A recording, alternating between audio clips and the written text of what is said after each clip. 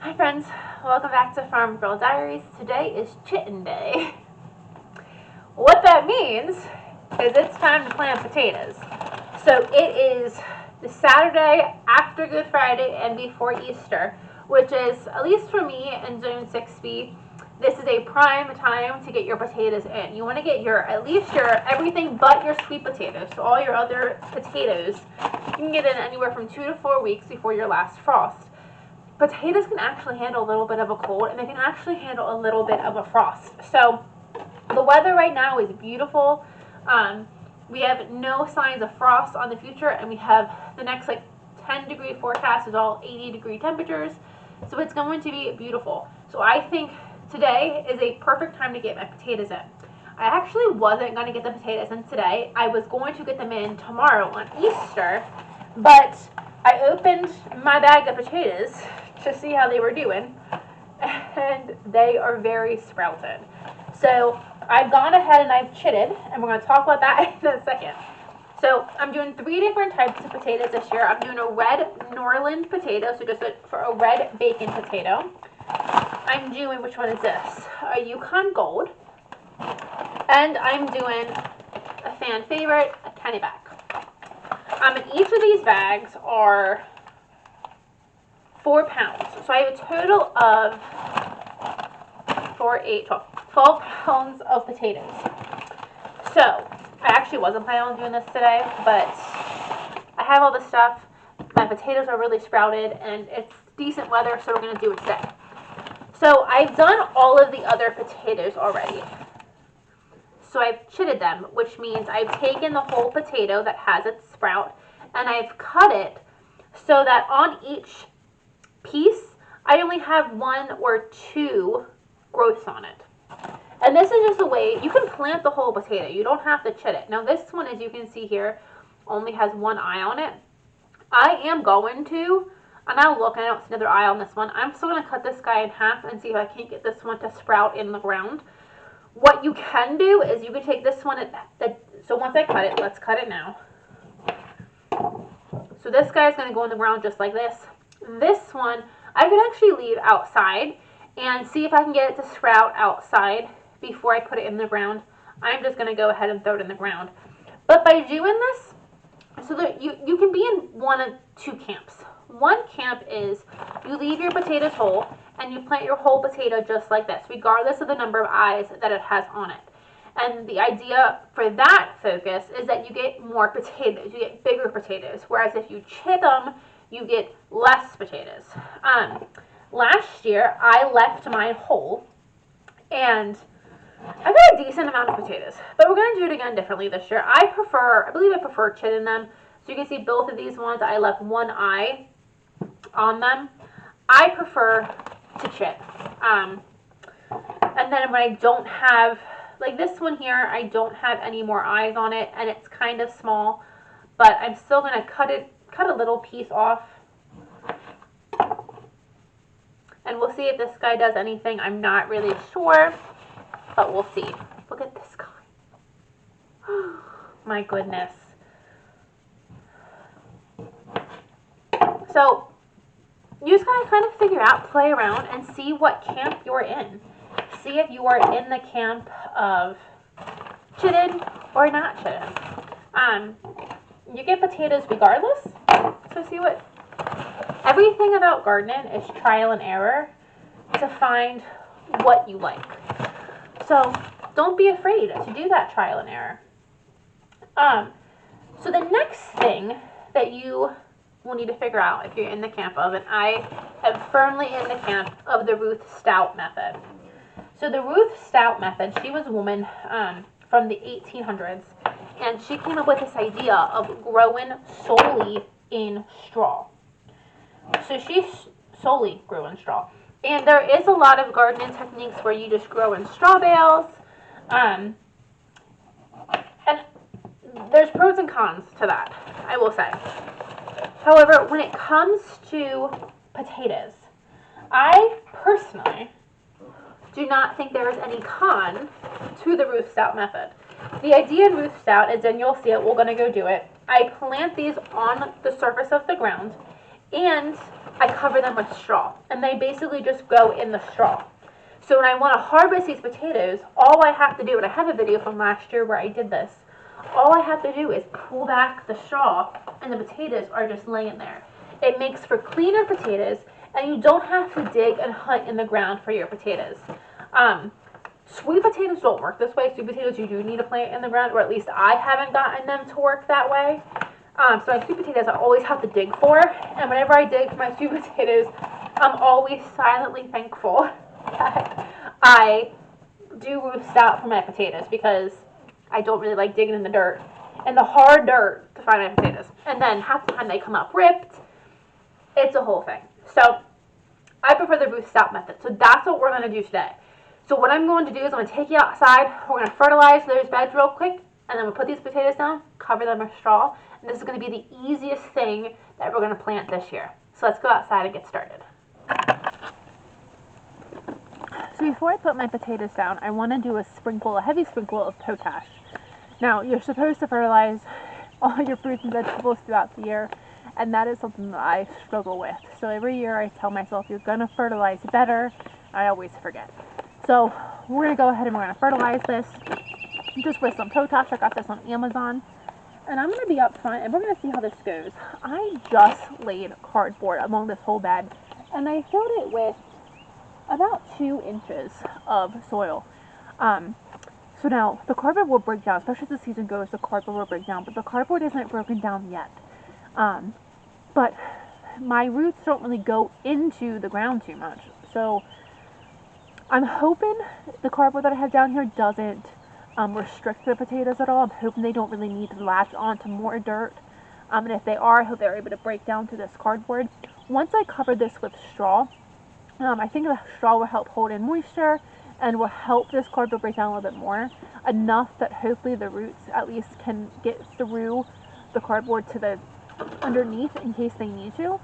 I am nervous about this, but this is an effort to kill weeds and keep control of my weeds. So you don't know until you try.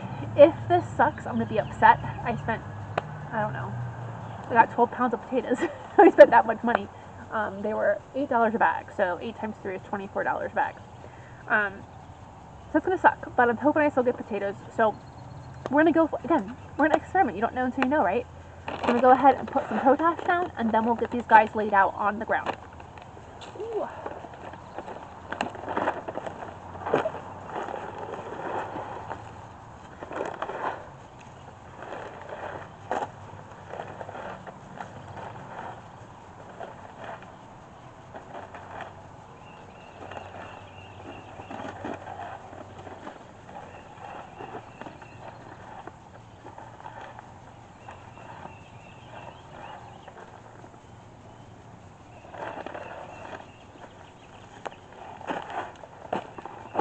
And while I was doing this, I remember last year, I think I say this wrong, I think it's actually called potash, not potash.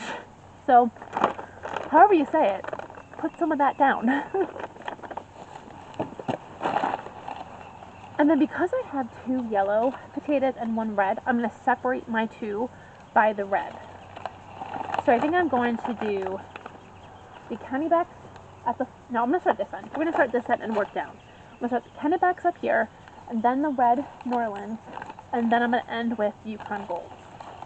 So hopefully I can actually remember at least what I'm pulling out of the ground.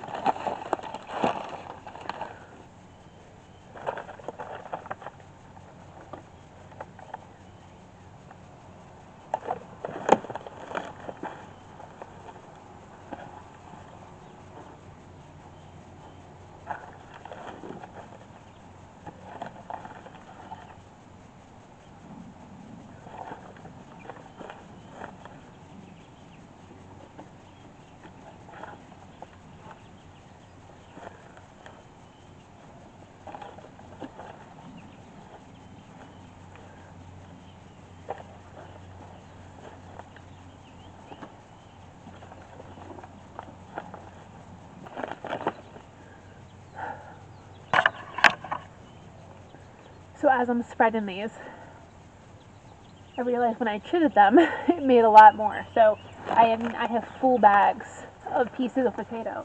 So So I started spreading them with ideal spacing, which is probably like 8 inches apart, and realized I was going to run out of room.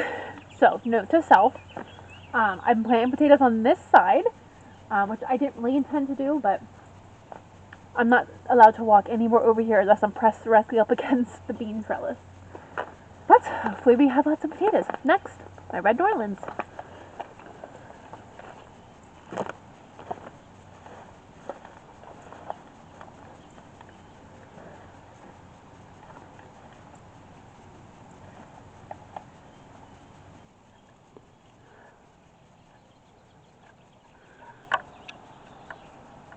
So I have them down this entire row, all the way to just right at the end, kind of just beyond where that bed ends, which I think will work nicely.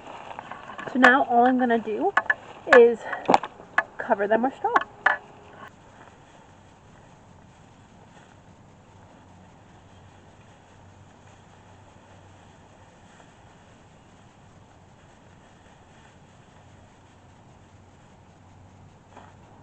Ten minutes later, we're all done. So let's talk real quick. First things first, baler twine, never throw it away. Always keep it. I have a bucket of baler twine that comes in quite handy. But that took one bale of straw for the entire way down. And you want it to be pretty fluffy. You don't want it to be passed down or skimped. Like you don't want to skip on the straw. You want it to be a nice fluffy layer of straw. And that does a couple of things. It helps insulate the potatoes. Like right now, if you were to get a frost, those potatoes would be insulated, so they'd probably honestly be fine. And it also discourages predators. Predators are going to have to dig through that straw in order to get to the potatoes. So that should be just fine. One thing I tried last year that didn't work, and I don't know if I'm going to try it again, is hilling potatoes. So if you plant potatoes the traditional way, in the dirt, you can do what's called hilling, where you continually pile more dirt up the stem as it grows, and it'll grow potatoes all along that stem. I tried that last year with the straw, and it did not work. So I don't know if that's a potential con of the roost out method. If you were to grow them in the dirt, you could get more. So I might try to hill them again with the straw and see what happens. But either way, regardless of how many I get, I'd rather buy more potatoes on the front end as seed potatoes than worry about digging through the ground to get my harvest. And then what's nice about this is if you were that kid on Christmas that couldn't wait till Christmas and you tried to peek for your presents, I tried, I always failed. However, I can peek on these potatoes all summer long and kind of dig the straw away to see how big the potatoes are getting. I do that a lot, and it's so exciting. So this weekend we got the potatoes in, and I got the broccoli and the cabbage planted. I got the broccoli and cabbage planted. All I need to do is plant my Brussels sprouts yet. So that might be a task for tomorrow. That's going to be more of a task because I think I need to plant them in the ground, and my in-ground space where I plan on putting the Brussels sprouts is not ready. So that might be a task for Easter because it's going to be gorgeous tomorrow, and I have this beautiful Brussels sprout that wants to go in the ground and grow me some Brussels. Like, look at that. He's beautiful. But I'm going to go ahead and I have to water everything. Everything is looking a little dry, so I'm going to get everything watered. I'm going to water those potatoes in tonight so none of that straw blows around. And then one more thing is in the ground. So currently, I keep doing this every time, but in case you miss any videos, we have potatoes in the ground, broccoli, cabbage, peas, and lettuces. And I have lettuce sprouting. Let me take you over and see if I can show you any of the lettuce. Looking at my peas, and we have peas sprouting. Let me show you my peas. Right there. Right there is a little pea. And then I have one right there. Right there. Right. That might be a grass, but that's a pea. There's a pea. There's a pea. So we have some peas coming there, and then look here. Here we have lettuce as well. We have some lettuce coming over here. Oh my gosh, look. Right there.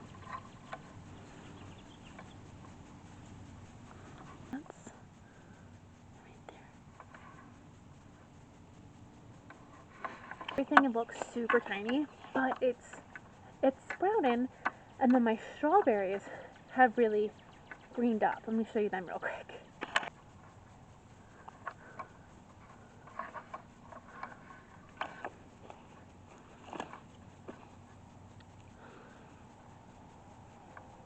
So over half of them have, well, all of them have greened up, and over half of them have kind of unfurled a leaf.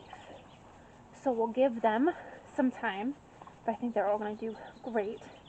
And then my trees. This is apparently a garden tour. Let me show you my trees. So these are my apple trees. You can see there, they're starting to bud. Here, this one, and you can see it at the top, starting to bud. And my peach trees are a little further behind, but you can see there's a bud right there, and a bud there. This one doesn't have as much, this one doesn't have any green on it yet, but I don't think it's too far behind. Quick garden scan of everything we have going on so far this year. We have a lot going on, and I'm so excited to watch it all grow. I'm so excited to watch it all grow. So I'm gonna go get everything watered. I will catch you guys on the next time. I don't know what we're doing yet, but I'll catch you guys later. Thanks for joining, and I'll see you on the next video.